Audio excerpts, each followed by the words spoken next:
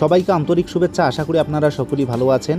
আজকে WBSSC second SLST এবং upper primary শিক্ষক নিয়োগ বিষয়ে বেশ কিছু গুরুত্বপূর্ণ তথ্য দেওয়ার চেষ্টা করছি, তাই ভিডিওটি প্রথম থেকে শেষ পর্যন্ত ভালো করে শুনে বোঝার চেষ্টা করবেন। আপনারা সকলেই জানেন যে WBSSC মহামান্য সুপ্রিম কোর্টের নির্দেশকে মান্যতা দিয়ে ইতিমধ্যে নোটিফিকেশন জারি করেছে এবং সেই নোটিফিকেশন অনুযায়ী WBSSC তার নিজস্ব ওয়েবসাইটে অ্যাপ্লিকেশনের লিঙ্ক পাবলিশ করেছে, আবার মাঝখানে সেই অ্যাপ্লিকেশনের লিঙ্কটাকে রেকটিফাইও করেছে। তো এখন প্রশ্ন হচ্ছে যে কেন সেই লিঙ্কটাকে রেকটিফাই করেছে। আপনারা সকলেই জানেন যে ওবিসি তালিকা নিয়ে একটা সমস্যা হয়েছে এবং তার উপর মহামান্য কলকাতা হাইকোর্টে কেস হয়েছিল, আর সেই কেসের একটা অর্ডার দেওয়া হয়েছে মহামান্য কলকাতা হাইকোর্ট থেকে যে আপাতত রাজ্য সরকার যে লিস্ট প্রকাশ করেছে বা যে ওবিসি সম্প্রদায়ের লিস্ট প্রকাশ করেছে সেই লিস্টে কোথাও নিয়োগ কিংবা অ্যাডমিশন চলবে না। তো সে কারণেই কিন্তু WBSSCর সেকেন্ড SLSTর লিঙ্কটা রেকটিফাই হয়েছে। তো এই বিষয় সম্পর্কে আমি আপনাদের পুঙ্খানুপুঙ্খ বলার চেষ্টা করছি, অবশ্যই ভালো করে শুনবেন। আপনারা জানেন যে গত 3রা জুন রাজ্য সরকার ওবিসিদের একটা তালিকা দিয়েছিল, আর সেই তালিকাকে একেবারে নাকচ করে দিয়েছে মহামান্য কলকাতা হাইকোর্ট। কেননা সেখানে যে সম্প্রদায়ের লিস্ট দেওয়া হয়েছে তা একেবারে গ্রহণযোগ্য নয় মহামান্য কলকাতা হাইকোর্টে। আদালত স্পষ্ট বলে দিয়েছে 1993 সালের ওবিসির তালিকা অনুযায়ী সে সময়ে সর্বমোট 66টি সম্প্রদায়ভুক্ত শ্রেণী ছিলেন। তো সেই 1993 সালে 66টি সম্প্রদায় কেবল স্কুল সার্ভিস কমিশন তথা অন্যান্য অ্যাডমিশনের ক্ষেত্রে গ্রহণযোগ্যতা পাবেন, এবং সেখানেই নানান ধরনের যে সমস্যার সৃষ্টি হয়েছে। এই মুহূর্তে স্কুল সার্ভিস কমিশনের যে সমস্ত চাকরি প্রার্থীরা রয়েছেন তারাও কিন্তু সেই সমস্যায় পড়েছেন।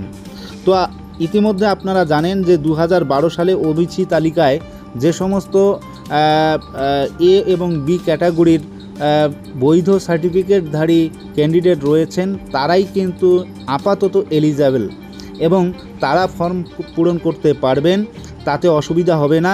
কলকাতা হাইকোর্ট এমনটাই বলে দিয়েছেন। তো সে কারণে সেই যে 66টি সম্প্রদায়ের ওবিসি তালিকাভুক্ত ক্যান্ডিডেটরা রয়েছেন তারা সংরক্ষণ পাবেন শুধুমাত্র 7%, আর বাকি 10% তারা সংরক্ষণ পাবেন না। আর এই বিষয়কে কেন্দ্র করে রাজ্য সরকার যেহেতু এই বিষয়টা অর্থাৎ যে তালিকা দিয়েছে তাতে যেহেতু স্থগিতাদেশ দিয়েছে, সে কারণেই WBSSC একেবারে ওবিসি যে ক্যাটাগরির অপশনটা সেটা তুলে দিয়েছে যাতে কোনো ধরনের সমস্যার সৃষ্টি না হয়। যদি প্রয়োজন হয় তাহলে পরবর্তীতে এই বিষয়টা ভাবনা চিন্তা করার পর আবার অপশনটা খুলে দিতে পারেন। তো এই যে নতুন সমস্যা, সেই সমস্যায় পড়ে অনেকেই কিন্তু বিভিন্ন ধরনের মন্তব্য করছেন। তো সত্যি যদি 7% সংরক্ষণ হয় তাহলে ওবিসিদের ভাগে কিন্তু শূন্যপদ কমে যাবে। তো সে কারণেই জেনারেল ক্যাটাগরিতে অনেকেই ফর্ম পূরণ করছেন, আর সেই ফর্ম পূরণের জন্য ইতিমধ্যে যে লিঙ্ক দেওয়া হয়েছে সেই লিঙ্কও কিন্তু আগামী দিনে রেকটিফাই হতে পারে। তো এই যে একটা হযবরল বিষয়, এটা কিন্তু অনেকের মাথায় ঢুকছে না। তো আমি স্পষ্টতই আপনাদের আজকে ক্লিয়ার করে দিতে চাচ্ছি যে যারা ওবিসি হোল্ডার রয়েছেন আপাতত জেনারেল হিসেবেই তাদেরকে ফর্ম ফিল আপ করতে হবে, আর এই ফর্ম ফিল আপের উপর ভিত্তি করে যদি রায় আসে সুপ্রিম কোর্ট থেকে যে ওবিসি 144টা যে সম্প্রদায় দিয়েছে রাজ্য সরকার তা বৈধ, তাহলে তখন আবার মডিফাই বা রেকটিফাইয়ের জন্য লিঙ্কটা ওপেন করে দিতে পারে স্কুল সার্ভিস কমিশন। তো সে কারণেই কিন্তু এই মুহূর্তে ওবিসি অপশনটাকেই তুলে দিয়েছে রাজ্য সরকার, কারণ স্কুল সার্ভিস কমিশন তাদের নিয়োগ বিধিতে পরিষ্কার জানিয়েছে যাদের কাছে পশ্চিমবঙ্গ সরকারের বৈধ ওবিসি সার্টিফিকেট আছে কেবল তারাই ফর্ম পূরণ করতে পারবেন। তো আর একটি জায়গায় পরিষ্কারভাবে বলা হয়েছে যে 14 জুলাইয়ের পর যদি কারো ফর্মে কোনো রকম ভুল থাকে তাহলে কেউ সংশোধন করতে পারবেন না, অর্থাৎ তার ফর্মটি বাতিল বলে গণ্য হবে। তো এই যে তাদের রুলস এবং আবার তাদের নোটিফিকেশন, এটাও কিন্তু গুলিয়ে যাচ্ছে সব বিষয়কে। সুতরাং তো আপনারা অপেক্ষা করুন যে আর 1-2 দিনের মধ্যেই কিন্তু আপনারা পরিষ্কার ছবির মতো বিষয়টাকে বুঝতে পারবেন।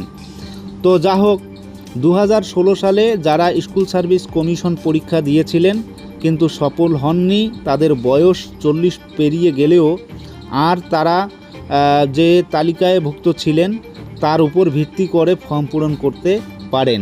এতে কোনো অসুবিধা হবে না, কারণ সুপ্রিম কোর্টের রায়ে আছে 2016 সালে যারা প্রথম SLST পরীক্ষায় বসেছিলেন তাদের বয়স যতই বেড়ে যাক না কেন তারা SLSTতে খুব সহজে বসতে পারবেন। 2016 সালে যারা স্কুল সার্ভিস কমিশনের পরীক্ষা দিয়েছিলেন ও যাদের বয়স বেড়ে গেছে তাদের অনেকেই খুব দ্বিধায় আছেন যে তারা কি সত্যি বসতে পারবেন, কারণ তাদের বয়স পেরিয়ে গেছে। কিন্তু সুপ্রিম কোর্ট পরিষ্কার আদেশ দিয়েছে 2016 সালের প্রার্থীরা প্রত্যেকেই কিন্তু এই 2025 সালের সেকেন্ড SLST পরীক্ষায় বসতে পারবেন।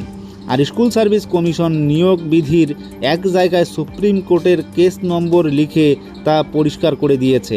2025 সালের স্কুল সার্ভিস কমিশনের এই পরীক্ষায় যে কেউ নবম, দশম এবং একাদশ, দ্বাদশ শ্রেণীর দুটো পরীক্ষাতেই বসতে পারেন, তবে সেজন্য তাদের দুটো ফর্ম পূরণ করতে হবে ও দুবার তাকে ফর্ম পূরণের জন্য উপযুক্ত টাকাও দিতে হবে।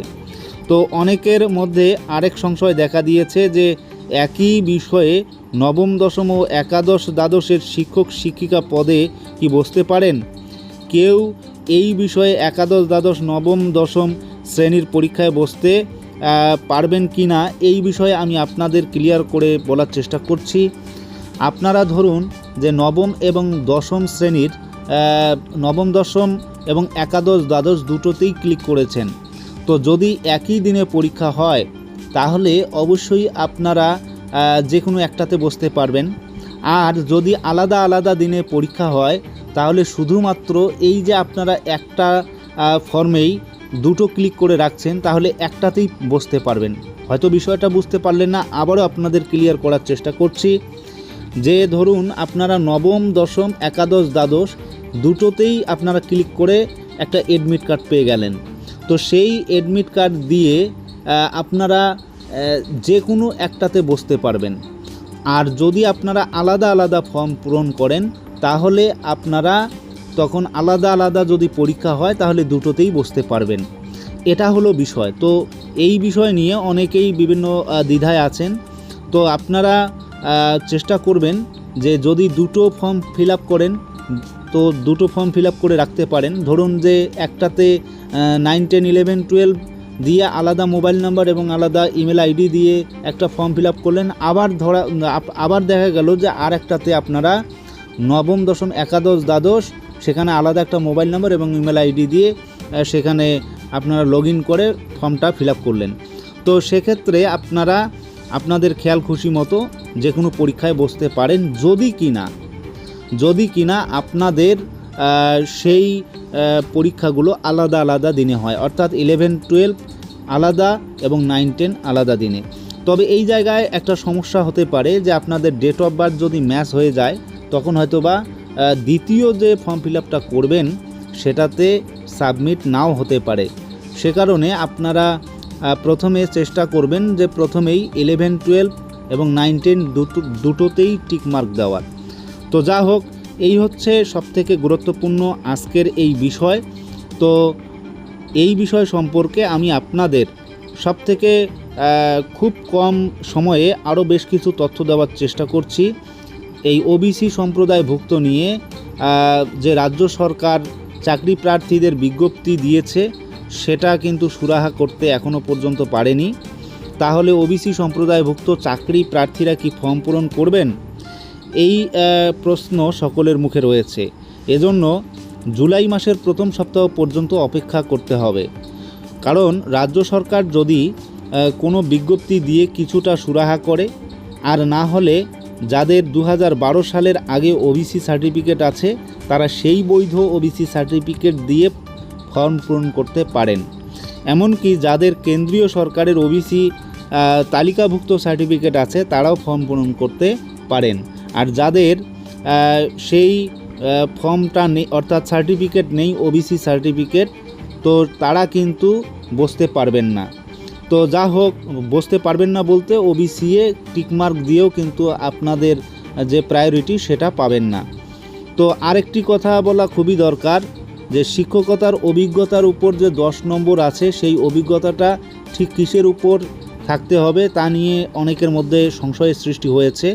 তো স্কুল সার্ভিস কমিশন পরিষ্কার এ ব্যাপারে নিয়োগ বিধিতে বলে দিয়েছে, কন্ট্রাকচুয়াল বেসিসে সরকারি বা সরকার পোষিত বিদ্যালয়ে কাজ করলে সেই অভিজ্ঞতার জন্য নম্বর পাওয়ার যোগ্য।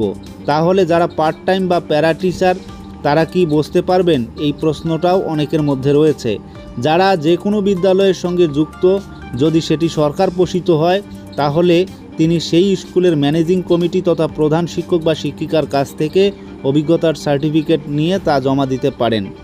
যদিও স্কুল সার্ভিস কমিশন সার্টিফিকেটটা কার কাছ থেকে ইস্যু হতে হবে তা পরিষ্কার করে বলে দেয়নি, কিন্তু এটা পরিষ্কার যে কোনো বিদ্যালয়ে কেউ কন্ট্রাকচুয়াল হিসাবে চাকরি করলে সেই বিদ্যালয়ের প্রধান শিক্ষক ম্যানেজিং কমিটির অনুমতি নিয়ে সংশ্লিষ্ট ব্যক্তি বৈধ সার্টিফিকেট দিতে পারেন। তবে ফর্ম পূরণ করার সময় খুব সতর্কভাবে নিজের নাম, বাড়ির ঠিকানা, যোগ্যতা সব কিছুই নিখুঁতভাবে আপনাদের লিখতে হবে। ফর্ম পূরণের পর সেগুলো বারবার দেখবেন যাতে কোথাও কোনো ধরনের ভুল না হয়। তো যা হোক, আমরা সূত্র মারফত আরও অনেক ধরনের বিষয় শুনতে পাচ্ছি যে ওবিসিদের ফর্ম পূরণের জন্য আরও কিছু সময় বাড়াতে পারে রাজ্য সরকার। যেহেতু পরীক্ষা দেওয়ার যোগ্য অথচ আইনত প্যাচে পড়ে পরীক্ষায় বসতে পারছেন না, তাদের জন্য একটি ব্যবস্থা করতে চলেছে রাজ্য সরকার। স্কুল সার্ভিস কমিশনের মত অনুযায়ী পরীক্ষা হচ্ছে সেপ্টেম্বরের প্রথম সপ্তাহে, কিন্তু সেখানে প্রায় 12 লাখ ওবিসি সম্প্রদায়ভুক্ত চাকরি প্রার্থীরা আইনত সমস্যায় পড়ে রয়েছেন। তারা ফর্ম পূরণ করার জন্য একেবারে আকুল হয়ে রয়েছেন, অথচ ফর্ম পূরণ করতে পারছেন না। তাই তাদের জন্য ফর্ম পূরণের সময় সম্ভবত বাড়ালেও বাড়াতে পারে এবং আবার কিছু মডিফাই কিন্তু করতে পারে। তো অল্প কয়েকটা দিন আপনারা অপেক্ষা করুন, এর একটা পূর্ণাঙ্গ প্রতিচ্ছবি আপনারা পেয়ে যাবেন। তো এই বিষয় সম্পর্কে আমি আপনাদের আবারও খুবই কম সময়ে এই বিষয়টা বলে দিচ্ছি, যারা এতক্ষণ পর্যন্ত মনোযোগ দিয়ে শুনতে পারেননি। ওবিসি নিয়ে নতুন নোটিফিকেশন ও তালিকার উপর কলকাতা হাইকোর্ট গত 17ই জুন অন্তর্বর্তীকালীন স্থগিতাদেশ দেয়, যার ফলে রাজ্য সরকার সেই রায়কে না মেনে এসএসসি পরীক্ষার আবেদন এবং কলেজের ভর্তির প্রক্রিয়ার আবেদন চালিয়ে যেতে থাকে। পরে আদালত অবমাননার মামলা হয়, ফলে রাজ্য সরকার সুপ্রিম কোর্টে হাইকোর্টের আদেশটিকে চ্যালেঞ্জ করে এবং 3টি মামলা দায়ের করে। তো এই ভর্তি এবং নিয়োগের ক্ষেত্রে বিজ্ঞপ্তিতে আপাতত কোনো ক্যাটাগরি সিলেক্ট করতে হবে কি না সেই বিষয়েও কিন্তু রাজ্য সরকার একটা স্পষ্ট নোটিফিকেশন জারি করে দিয়েছিল। সুপ্রিম কোর্টের মামলার ভবিষ্যৎ অনুযায়ী নতুন করে আবারও ক্যাটাগরি সিলেক্ট করতে দেওয়া হবে। ইতিমধ্যে যারা আবেদন করে ফেলেছেন তারা তখন প্রয়োজনে ক্যাটাগরি পরিবর্তন করতে পারবেন।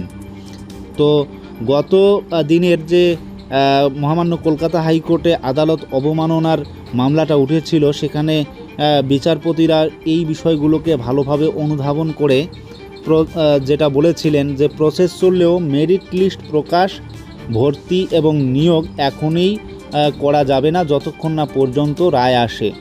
সুপ্রিম কোর্ট মহামান্য কলকাতা হাইকোর্টের রায়ে হস্তক্ষেপ করলে সেই অনুযায়ী করতে হবে, নয়তো কলকাতা হাইকোর্টের যে রায় 2012 সালের আগ মুহূর্ত পর্যন্ত যে 66টি সম্প্রদায় ওবিসিভুক্ত ছিল তারাই শুধু গ্রহণযোগ্য এবং 7% সংরক্ষণ মেনে কাজ করতে হবে। আপাতত রাজ্য সরকারকে এফিডেভিট জমা করতে বলা হয়েছে। আগামী শুক্রবার 4 জুলাই এই মামলার কিন্তু শুনানি রয়েছে। আর একটা বিষয় আপনাদের বলি যে সুপ্রিম কোর্টে নতুন 3টি ওবিসি মামলার শুনানির তারিখ এখনও পর্যন্ত কিন্তু ঠিক হয়নি। যেহেতু আংশিক সময়ের বেঞ্চ চলছে, সুতরাং পূর্ণাঙ্গভাবে যে বেঞ্চ চলবে সেটা আগামী 15ই জুলাই। তো অবশ্যই আমরা সেই দিকে নজর রাখব। আর একটি বিষয় আপনাদের বলে দিচ্ছি যে আপার প্রাইমারির যে শিক্ষক নিয়োগের মামলাগুলো, সেই মামলাগুলো আপাতত হচ্ছে না। অল্প কয়েকটা দিন অপেক্ষা করুন, অবশ্যই আপনারা সেই মামলার হিয়ারিং শুনতে পারবেন। আর এদিকে আপার প্রাইমারির যে 1289 জন চাকরি প্রার্থীরা রয়েছেন, অপেক্ষা করছেন যে তাদের কি হবে, তারা কি আদতে চাকরি পাবেন কি না। তো এই বিষয়ে আমি নিশ্চিতভাবে বলতে পারি আপনারা অপেক্ষা করুন, হয়তোবা আপনাদের 8তম কাউন্সেলিং তার নোটিশ আসতে চলছে। তো এই হলো আজকের বিষয়। সকলেই ভালো থাকবেন, সুস্থ থাকবেন। ধন্যবাদ।